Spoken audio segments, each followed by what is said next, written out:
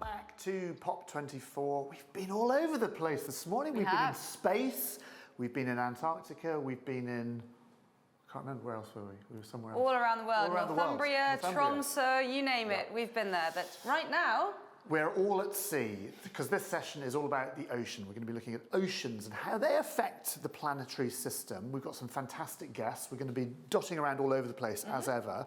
A little bit of housekeeping just before we kick off. Yes, so we have a Q&A function on the right-hand side of your screen. Please drop your questions in there. We'll be asking those questions at the end of the session, so do drop that in. Socials, if you want to follow us on social media, hashtag POP24. Our sessions are being recorded, so you can catch up with those at your leisure whenever you want to hear a little bit more about some of these things that we're talking about today. And actually, in this session, we have 3 different sections. We are talking about seagrass.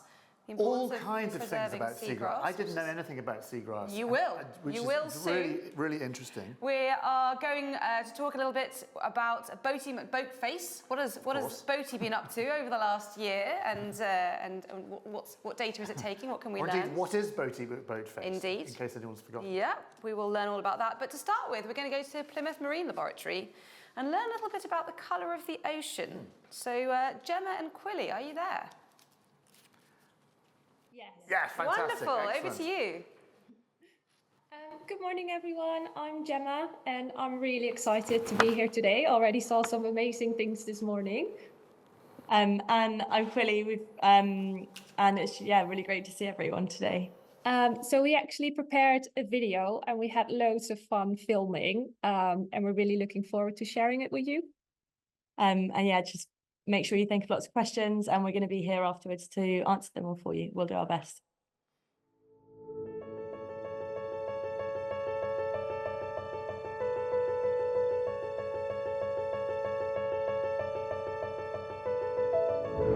When you look into the stars at night, do you ever see satellites going past and wonder what it is that they do? My name's Quilly, and I work at Plymouth Marine Laboratory alongside scientists who work with satellites and satellite data on a daily basis. And today we're going to be talking to Dr. Hema Kulk, who's one of these scientists, about some of the work that she does with this data. Hi, Hema. Hi, Quilly. So tell me, what is it that we actually see when we look at the ocean from space? So one of the most striking things when you watch the Earth from space is the vastness of the ocean.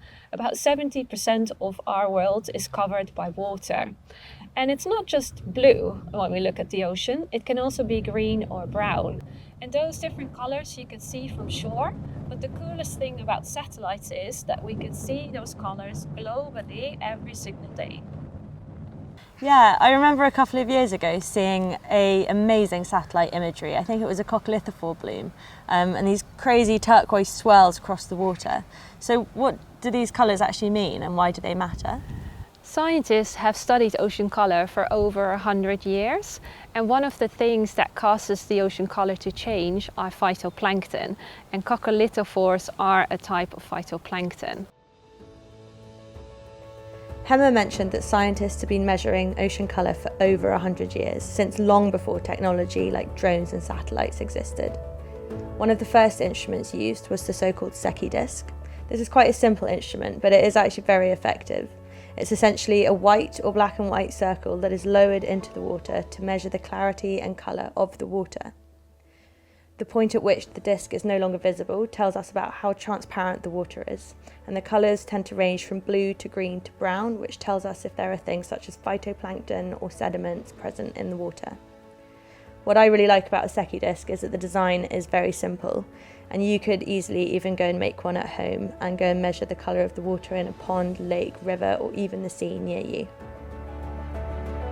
We're now heading out on one of the University of Plymouth's field trips to see how water quality sampling happens on a boat, and to talk through the slightly different techniques and instruments that are used. We're interested in using light to do that sort of recording of what's in the water. So we need to be able to measure the light, and then we need to be able to grab some of the water and then analyse that down the line to see what's exactly in it. To measure the light, we can do that in 2 ways. We can either do it the old school, original way. Now this is called it's a Secchi disc. It works by you lower it over the side of the boat and to a depth where you can't see it anymore, and then you lift it up slightly until you can just see it, and then you record basically how long the bit of string is that you've lowered it on.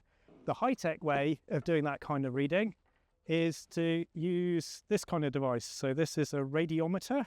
So that means it measures the light intensity.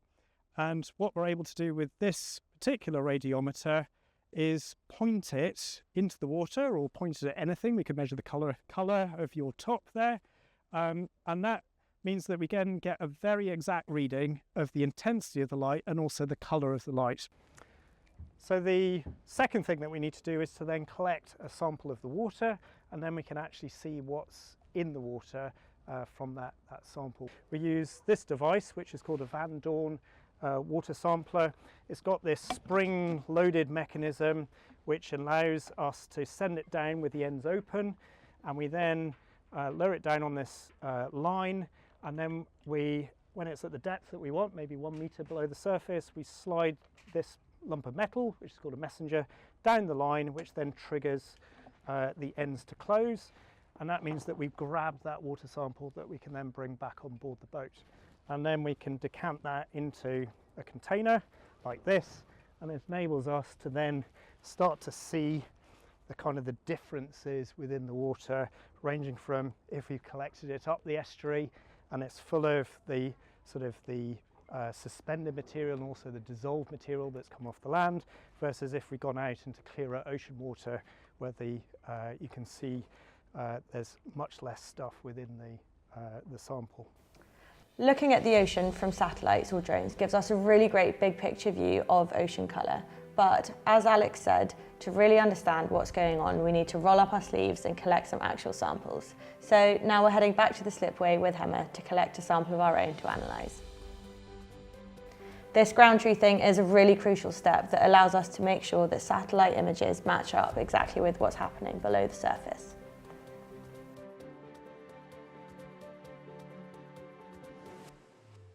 So now that we've got our samples back at the lab, we're going to pay a visit to Claire Widdicombe, who is a senior plankton ecologist here at PML, and she's going to show us what's inside the water.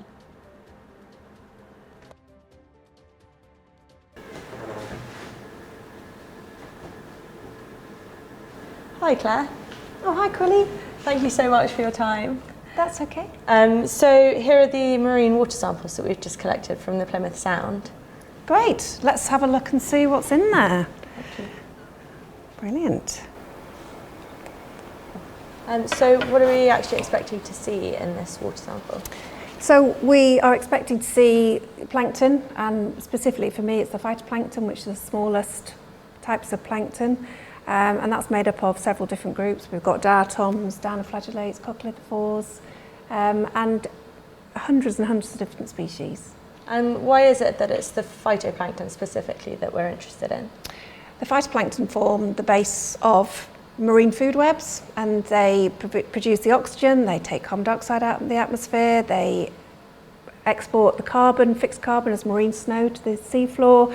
So they're actually fundamental to all marine ecosystems.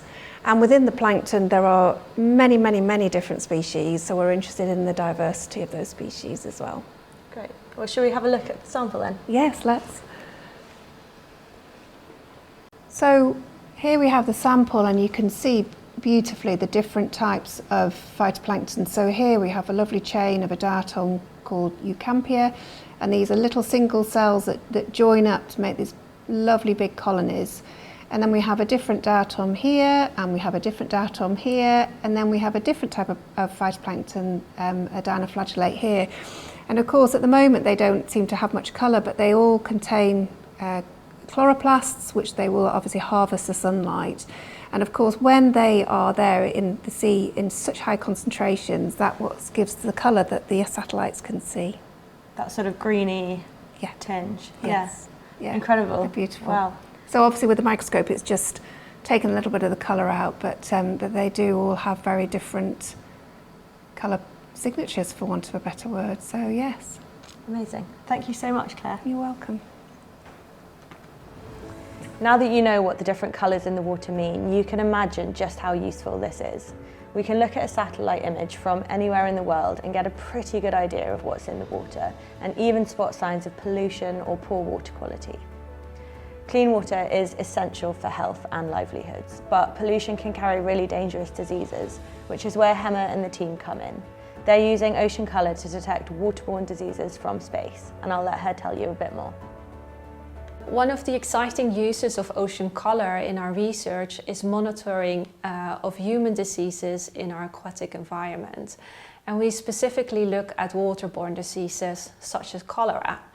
By analysing water color, we can detect changes in the water quality that might signal the presence of human pathogens.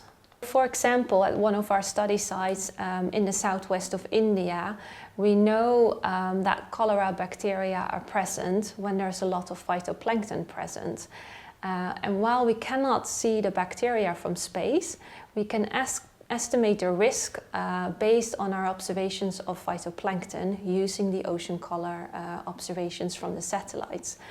And collecting data directly from the water is really important to make sure that we use the satellite information correctly.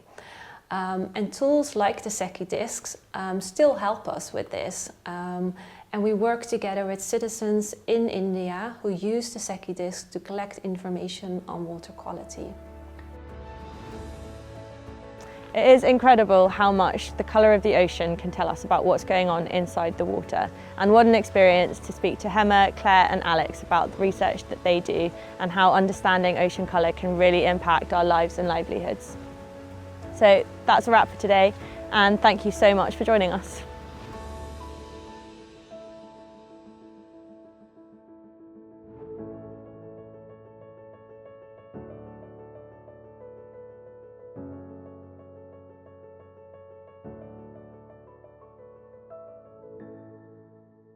Good video. I'm actually a bit annoyed about that, and I'll tell you why, because it was so interesting. I've got so many questions and we've only got about 30 seconds to ask all my questions. So It's not about your questions. I know, but I've got too many questions. I want to go out and make a Secchi disc. Yes. Can you do that? Can schools go out and make Secchi discs? Being careful about being near open water, obviously.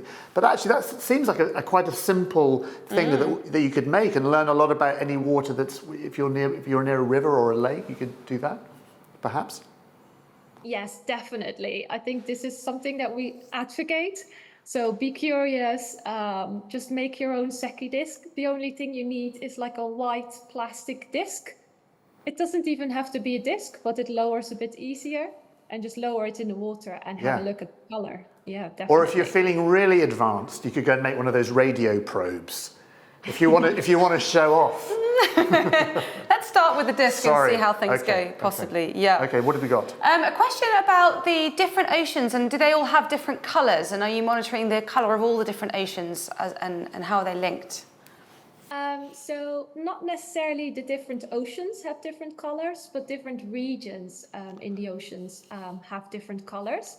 So if you're in the middle of the Atlantic or in the middle of the Pacific, it will be really very blue, the color. But if you move closer to the coast, you will see more green, more brown colors, maybe red. So it depends where you are in an ocean. But the oceans themselves are quite similar in that way. Okay. That's interesting. One of the things, we're here at Dynamic Earth in Edinburgh, and actually just looking down that microscope at those tiny little, what do we call them, diatoms? Am I saying that right? How fundamentally important they are for all life on planet Earth, and yet they're so tiny, they're so minute, but so incredibly important. Maybe you could just explain just how important those little critters are. Yeah, so the phytoplankton are equally important to all plants on land. Wow. So if you think about the rainforest, Yes. the phytoplankton have the same role. And so phytoplankton all together, they take up as much carbon dioxide as all plants on land. So they're really amazing. very important. We've got no time, but just really quickly, there was one question that made me laugh that somebody sent in, which was, have you dropped anything expensive into the river or ocean by mistake? Yeah, definitely. Happens all the time. There you go. There we go. Yes. Thank you so much for humouring us and answering that question and for joining us. I was always told if you're on a boat, always make sure you've got a cork on your keyring. So if you drop your keys overboard, they'll float. So have a cork on your keyring. There you That's go. my top tip. Top tip from Dallas. Thank you so much for joining us again from Plymouth Marine Laboratory. Thank you. I'm sure we'll catch up with you next year and find out more about your research. We have to move on though. Where are we going next? On. Where are we yes, we're going to be discussing seagrass, Project Seagrass, and learning all about what seagrass is. So hopefully we have Dr. Leanne Cullen-Unsworth with us to tell us a little bit about this. Leanne, are you there? I'm here, yes. Hey, Wonderful, nice to hi. see you. Oh, we can't see, but nice to hear you. Yeah, hopefully we'll see you in a second. There you are. Fantastic. Great. Well, welcome. I think you're going to show us a few slides and tell us a little bit about what the seagrass is. Yes. Yeah, so delighted to be here. It's always super exciting being able to talk seagrass to people who are interested and want to learn more. And I've called them secret meadows under the sea because seagrass is still one of those habitats that not everyone knows about, or not everyone realizes how extensive they are, or that they should be there in lots of places. Oh, why can't I? Oh, there we go. So first of all, what is seagrass? So seagrass is a plant. It's a flowering plant, much like the grasses that you get on land or lilies. So it produces seeds, flowers and seeds, and grows with a very complex root and rhizome system under the ground. It's vastly different to algae, which is another really important species or group of species, but where algae has got a simple holdfast and is a fairly simple organism, seagrass is much more complex and creates complex underground root systems, as well as the above surface seagrass blades. It's also, so because it's a plant, it photosynthesizes like plants on land. So it takes that energy from the sun and it uses carbon dioxide to grow, essentially. So seagrasses, they're a global resource, which is also something people don't often realize. They grow on every continent across the world apart from Antarctica. And they can be found in soft sediments, so sand and mud and shale, in the intertidal to the shallow subtidal area. So that's the area where the tide comes in and out and uncovers. They can be uncovered at low tide to very shallow waters to about 5 meters deep. And they tend to grow in sheltered bays and estuaries. The absolute maximum depth you'd get a seagrass is about 60 meters. In the UK, the maximum depth is around 5 meters. So they are really restricted to that coastal fringe area. In the UK, we have got 2 main species of seagrass. They're both a type of eelgrass. We've got Zostera marina, which is common eelgrass, which tends to grow from the intertidal to the subtidal area. Then we've got Zostera nolti, which is the dwarf eelgrass, and that tends to be restricted more to that intertidal area, where it's exposed twice daily in the UK by the tide. The dwarf eelgrass, as its name implies, is much smaller. It's got shorter, narrower leaves than the common eelgrass. And so I've referred to seagrass meadows, and this is kind of where the secret garden theme comes in as well, because where you get patches of plants growing together, we refer to these as seagrass meadows. And they do range in size. There's no clear definition for what a meadow is, but we would refer to a seagrass bed or a seagrass meadow for anything from sort of small meter square patches in a grouping to large, continuous, very extensive seagrass areas. And most of these pictures that you can see here are seagrass meadows around the UK coastline. And it's these meadows that are really important because it's the meadow structure that creates very complex habitat for other species. Seagrass meadows, because of that complex habitat, supports absolutely enormous biodiversity. So a single hectare of seagrass in the UK can support up to 80,000 fish and over 100 million invertebrates. The biodiversity that these meadows support is mind-blowing. And so they're so important for us to maintain biodiversity, which is fundamental to life on our planet. It is a key role of seagrass across its range. They also, as I mentioned, that complex root and rhizome system, and the fact that they are plants and they're photosynthesizing, they draw down carbon from the water column and pack it down under the sediment. So they create a really important carbon store in the ocean, as well as, I think this picture shows really well how the rhizome and root system, you can imagine it packing together excuse me, the seabed. So it stabilizes the seabed and provides some protection from storms and wave erosion on our coastlines. And they can keep packing down indefinitely under the right conditions.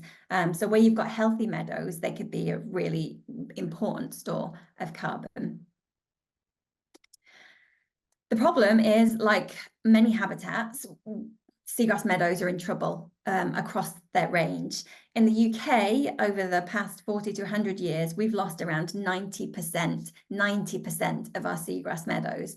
And so there's now a kind of shifted baseline, and that's where the idea of them being a secret garden is, because people often don't realise that they're there or that they should be there. Lots of our shallow, sheltered areas of coastline should be carpeted with seagrass meadows. Big problems for seagrass, coastal development, direct stripping of seagrass from areas. Other physical damage comes from boats or destructive fishing techniques or swinging chain moorings, anchors, dragging. But a big one is that we're effectively suffocating the world seagrass at the moment by reduced water quality. So poor water quality is probably the biggest threat for seagrass across its range. But recovery is possible, and this is a really exciting thing about seagrass. We know we can bring it back under the right conditions. To do that, what we need is protection. So we need to protect these incredible meadows that we have already got, that are vast and widespread, and all that biodiversity that they support, we need to be looking after that better. But we can also do underwater gardening to bring back seagrass to areas where it's been lost. So that's where we'll go out and plant seeds or transplants from other seagrass meadows or a seagrass nursery to grow new meadows or bring back those meadows that have been lost. And so what can anyone else do to help? So there are lots of ways to get involved in conservation action. Have a look at the Project Seagrass website to look for local seagrass monitoring or restoration works. We're always looking for volunteers. Learn about seagrass more and talk about it and share it with friends and relatives who might not realise that there should be seagrass in a certain area.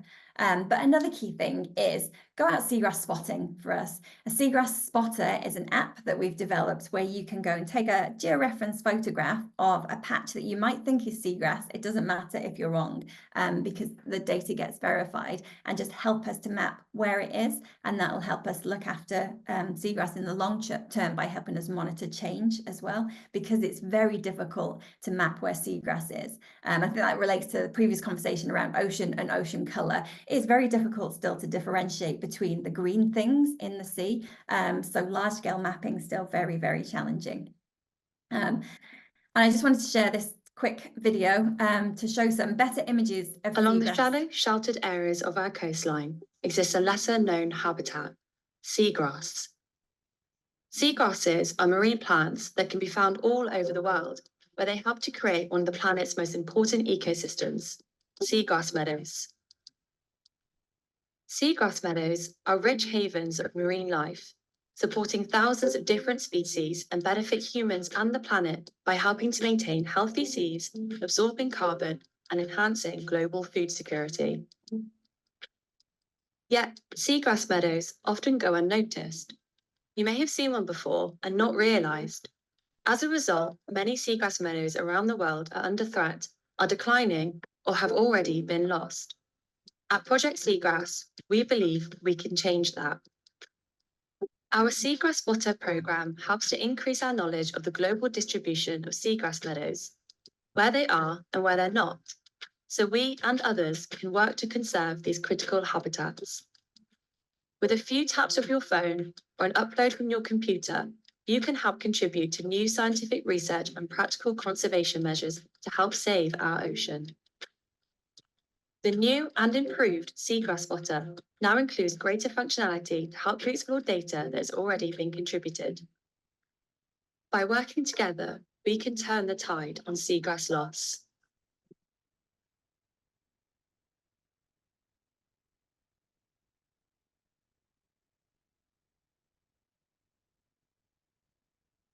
How do we become seagrass spotters? Is there an app we Well, there's a download link or a actually link? that's in the chat right now. So if you can see the chat, you can see the link to the Seagrass Spotter website, and you can go and download the app. You know, the crazy thing is, Leanne was telling us that 90% of these seagrass meadows have been destroyed. I didn't even know about the seagrass No, meadows. neither did I. In fact, is crazy Leanne thing. still there? There's a couple of questions that we'd love to ask you if you're still there, Leanne. Ah, there you are, great. So we had a chat last week, and I asked you the exact question that's come through loads of times on the chat, which is, how can you tell the difference between seagrass and seaweed? Yeah, okay, and it often gets confused with seaweed still. So I think it was probably quite rapid there, but seaweed, first thing, seaweed tends to grow in very high energy environments, so Okay. it won't naturally choose the same areas that seagrass will to grow. Also, seaweed needs some sort of hard surface to attach to. So it has a holdfast, it doesn't have a root system. So seaweed is always attached to some sort of rocks, effectively, or large stones, whereas seagrass is much more like a grass that you would see on land. You can see its blades go into the sediment, and it's got a full extended root system. Okay. So close up, it does look quite different. Ah, fascinating. Okay. I knew nothing about seagrass. No. Now I'm going to download the app and go and try and find some. I'm obsessed. I'm off this weekend. I'm going to go seagrass spotting. Is there a map that will show us where the seagrass has already been identified? I think people might be interested in having a look at that. Yes, there is. So on the Seagrass Spotter website, which I think you've got a link for, Yeah. it's a map, and you can zoom in on that map. You can find the nearest seagrass to you, and you can identify all the local sightings. I mean, it's great if you know there's a seagrass by you and there's not a point on that map. Please go and take a photograph for us. Yeah. To Spotter to fill those gaps. One question we had, you mentioned in your video about it being a habitat, a place where creatures, organisms live. And we've had a question wondering what kind of animals live in seagrass. So many different animals. You've got the sort of, I guess, iconic species like in the tropics, dugong and turtle. I love dugong. There's the sea cows, aren't they? Those kind of great... Yeah. Manatees. Manatees, Yes. yeah. Similar species. But in the UK, we've got, all of the cod, plaice, whiting, the big commercial fishery species live in seagrass meadows. Wow. But also we've got pipefishes that are beautiful, seahorses, also very exciting. Wow. Lots of different types of crabs, anemones, nudibranchs. We've been seeing a lot of nudibranchs, which are sea slugs, really colourful sea slugs recently. But another great thing about seagrass is you can go for a snorkel and just stay still, enjoy where you are for a few minutes, and you will see so many different organisms if you just spend the time looking. That sounds wonderful. This You is a new sold hobby. it to us. This Yes. is a new hobby. Yes. Yeah. Thank you so much, Leanne, for Yeah. this. I think people will be really surprised to hear that seagrass exists, and I think you've probably got people all over the world now who are going to go out and try and find some for you. So thank you for taking the time today to talk with us. Yeah. We're going to move on to our last session Yes. within Oceans, which is thinking about the progress of a certain vessel called Boaty McBoatface. Yes, you'll remember Boaty McBoatface from, well, we were with Boaty McBoatface a couple of years ago, live, and you'll remember Boaty McBoatface is the sort of underwater submarine that was part of the David Attenborough ship, and it does all kinds of science. It swims around. It's not crewed. It's a remote submarine. It does all kinds of exciting science, and we're going to join the Boaty McBoatface team to find out what Boaty McBoatface has been up to, where it's been. Stuart, are you there? Yeah, there we are. Hi, Stuart. I remember that building. We were there a couple of years ago, Yes. and we had a great time. Yeah, so this is the hangar for Boaty Yeah. McBoatface. So yeah, I'm down at the National Oceanography Centre in Southampton, or NOC for short. So our centre is the hub for cutting-edge marine science and ocean technology in the UK. And my job is to work with the team that looks after Boaty McBoatface. So the first secret I'm actually going to give away is we have several Boaty robots. We actually have 6 Boaty McBoatfaces, and we're in the process of building even more. And as you said, it's an advanced ocean-going robot submarine. And it's it's at the forefront of these sort of long endurance over the horizon robotics. And what this means is it's designed to operate by itself, untethered to any ship for weeks or even months at a time. So our team is made up of all sorts of engineers. My background is in electronics, but we have people that are specialists in software engineering, mechanical design, and data processing as well. And we all work together to ensure that Boaty is in prime condition for its mission and has the greatest chance for success. So here at NOC, we build these robots from scratch, and you can see a time lapse at the moment. And we fit the pressure vessel into the boat frame. And inside that pressure vessel, that keeps everything dry. So that's where we put all the electronics, the computer and the compass, for example. Everything outside of that pressure vessel is going to be exposed to the crushing pressure of the ocean. So any sensors we fit outside that have to be designed to withstand that. And it's a very flexible design, so we can fit whatever sort of sensors the scientists need. We have 2 different types of the Boaty submarines. One can dive super deep, so that's down to 6,000 meters, which is deeper than Kilimanjaro is tall. And the other can't go quite as deep, only to 1,500 meters, but it's got extra batteries, so it can stay underwater for much longer. So we choose the best Boaty for the job, depending on what we need. And after we've built the vehicle here at NOC, we can practice the skills we need to launch and recover here before we go out to the ocean. We can also communicate with Boaty from anywhere in the world, from our laptops using the satellite link. That could be from a boat nearby after launch, or it could be from the comfort of our own homes. We send it mission instructions, checking its progress to make sure it doesn't have any major issues that could interfere with the mission. And when it comes to the surface, it even sends us an email to let us know it's doing okay and to tell us its location. But let me tell you about one of Boaty's most recent impressive adventures. You can see in the video just now. This is the start of it. Earlier this year, we completed the longest mission yet as a part of a project called Biocarbon, which involved several other marine robots and a research ship all working together. In June, we took Boaty to Iceland and launched it from a harbour there, from a place called the Westman Islands. It's a small group of islands off the south coast of Iceland. And then it went out by itself into the middle of the North Atlantic to gather scientific data before coming all the way back to the Outer Hebrides in Scotland, where we met her and then brought her back onto dry land. So this was a total distance over 2,500 kilometers. Imagine traveling from London to Athens, but beneath the ocean surface, only coming up a few times a day to check in with us back at base. It took Boaty 57 days to complete this journey, and it's the longest duration we've ever had it out. What's more, it was collecting a range of scientific data the entire way, things like temperature of the water, conductivity, the nutrient levels, pH, and even photographs of the tiny particles in the water. Specifically, it was looking to help scientists study how the ocean absorbs carbon dioxide from the atmosphere, which is super important when it comes to understanding climate change. The ocean acts like a giant carbon sponge, pulling carbon dioxide out of the air and storing it, which can help regulate the Earth's temperature. But there's still a lot we don't know about that, which makes predicting the ocean's effect on the atmosphere in the future quite difficult. So Boaty's data is the data it collected will help scientists learn more about how things like marine organisms might be contributing to that carbon cycle, helping us to understand the health of our planet better. And what allows Boaty to do this sort of mission is just how energy efficient it is. It runs on lithium batteries and it only uses 40 or 50 watts, which is about the same amount of power an old light bulb uses. But despite this, it can carry a ton of different sensors depending on what the scientists need to study. So it's just the right blend of power and efficiency. Back at NOC here today, we're busy prepping Boaty for its next mission. This time it's heading to Argentina to study ocean mixing, how different layers of the ocean blend together. Every mission we send it on will help scientists understand just a little bit more about our oceans and our planet. So that's Boaty McBoatface. It's a robot on a mission, gathering data to help us protect our oceans and protect our planet. Thank you very much. I think we've got some time from Q&A. I think so. We're just refreshing our iPads as questions comes in. Thank you so much for that. First of all, I've got to say I'm shocked that there are 6 Boaty McBoatface. in my small brain, I just always assumed there was the one and only original Boaty McBoatface. And if there was only one, it would have been very busy having to cover all of the world's oceans on its own. So I'm actually glad there are lots and lots. Well, of how them. many are deployed at once? So we tend to, so far, I've only deployed 1 or 2 at a time. So Right. recently we had 2 out at a time.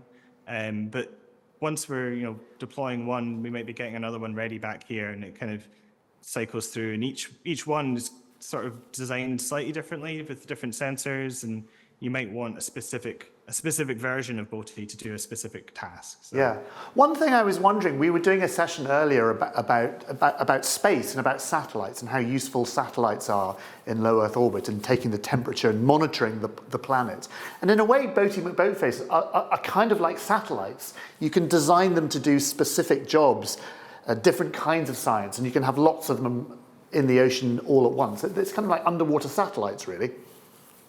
Yeah, and there's other types of marine robots as well. So Boaty is one type, but there's things called gliders that are in the ocean. There's lots of those. There's floats that sort of bob along. There's thousands of those out in the ocean. And they are all collecting data and reporting back, and sort of it builds up this big picture using all the different marine robots that people have designed. And if I'm a scientist and I've got a particular experiment to do, can I come to you guys and say, can you design me a Boaty McBoatface that will fit my particular experiment for the science that I want to do? Yeah, that's kind of how it works. So the scientists will put in a proposal for a project, and then that proposal will list what type of equipment they might need and what sensors they might want, or the data they want to gather. Yeah. And all those proposals get sifted through, because unfortunately we can't do all of them because there's too many requests. Yeah. But the ones that do get approved, we can then build a Boaty to serve that specific purpose. Yeah. So the question has just come in, which I quite like, which is, have you ever lost Boaty? So we've been quite lucky. We've not lost Boaty. Those things can happen, but we've been quite lucky so far. Fingers crossed. So Yes, we are building more. So. But they email you. Boaties email you. Yeah, when they come to the surface, it can send us a text message as well and an email, and it just sort of pings it up to the satellites in space, back down to us, and that lets us know if it's okay. And it also tells us the location, so we can then go and look at specifically where it is on the planet. Yeah. Those are kind of emails I'd be quite glad to receive. Normally I get emails, hundreds of emails that end up in my spam folder, but an email from Boaty, I'd be like, oh, that's okay. Yeah. Good stuff. Yeah. Great. Well, we look forward to catching up with you next year. We want to hear about everything that was discovered in the waters off Argentina. I think you said Boaty's off to next. Yeah, that's where we're going next. Yeah. We will look forward to hearing an update. Thank you so much for joining us this morning and taking the time. We appreciate it. We'll see you soon. Thank you. See you soon. Thank you. Goodbye. Thanks. Bye. So a massive thank you to everyone who's joined us in this session today, all about oceans. It's been a fantastic journey, hasn't it, through ocean colour and seagrass and it's a whole universe of things I didn't know anything about, as ever. Every day is a learning day. So thank you to all the amazing scientists who've taken us on these wonderful adventures of discovery. Thank you. Absolutely. So up next, we've got a session on biodiversity. It's going to be hosted by Hermione. Yes. That's coming up in just a few minutes, so don't go anywhere. It'd be interesting to hear a little bit more about that. We've got Climate Detectives Kids at 1:35, so if you want to do the primary session, that's available. There's a link at the bottom of this page if you want to follow that. Then after lunch, 12:35, we've got 4 sessions for you. They're panel sessions about careers. So we have had a few questions about careers trickle in, and we've been saving them for those sessions. So protecting our planet through science, technology, engineering, and maths. So do join some really leading scientists and technologists to hear a little bit about their career and how they got interested and involved in their disciplines. We've got STEM Clubs Hour. That is at 3:30. So not too late to go and download some resources and take part in STEM Clubs Hour. We took part in it a few years ago, didn't we? Yeah.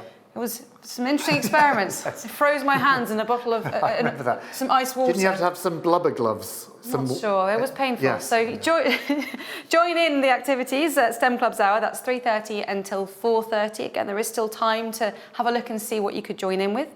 And then there's a Twilight for Teachers session, 4:30 until 5. So any teachers out there who want some ideas about what they could do around protecting our planet in the classroom, then your opportunity is at 4:30.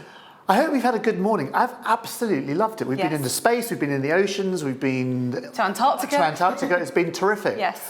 Thank you so much for joining us. I hope you've enjoyed it wherever you've been watching. And I also want to say thank you very much to the Dynamic Earth team here in Edinburgh for hosting us. What a fantastic facility this is. It's absolutely brilliant. And Esro UK, of Yes. course, for running the day. And, So- and ESA as well. Thank you very much. European Space Agency, yes. So lots of thank yous. Lots of thank yous. And we hope to see you next year. See you next year.